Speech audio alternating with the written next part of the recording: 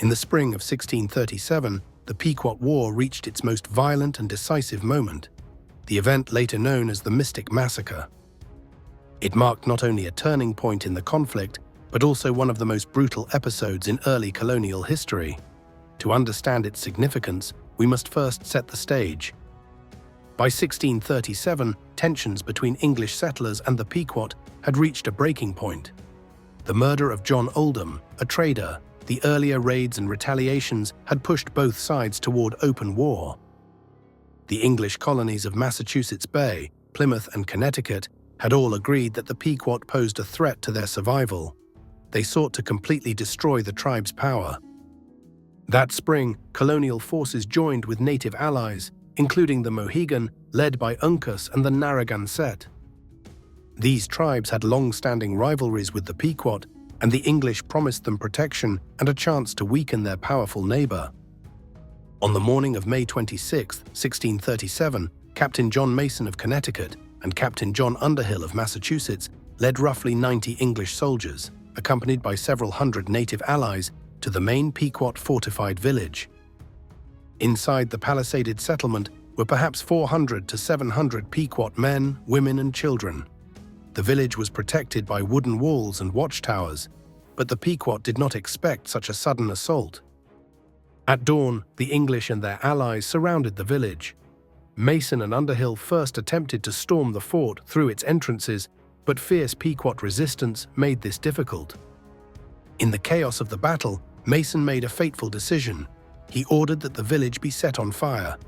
Flames quickly spread through the tightly packed thatched houses, trapping many of the inhabitants inside. What followed was devastation. As the fire consumed the village, the English and their native allies surrounded the walls, cutting down anyone who tried to escape. By the end of the massacre, it is estimated that between 400 and 700 Pequot were killed, the majority of them non-combatants, women, children, and the elderly. For the English, this was presented as a decisive victory. Mason himself later wrote that it was the hand of God that delivered the Pequot into their hands. For their native allies, however, the sight was horrifying. The Narragansett in particular were shocked by the scale of the slaughter. One survivor recalled that they cried out to the English to stop, saying, "It is too much, too much." But the massacre did not stop. The Pequot people who escaped fled into the surrounding forests. Some attempted to regroup and continue resistance, but the destruction of their main village shattered their strength. In the following months, the English and their allies pursued the remaining Pequot, leading to further killings and captures.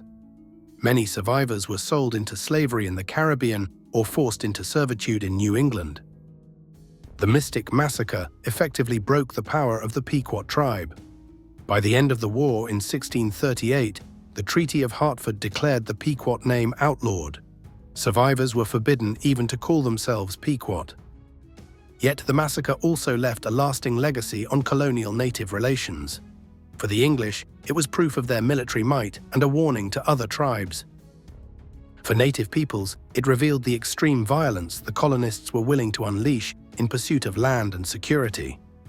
It marked the beginning of a pattern of devastating conflicts that would echo throughout American history.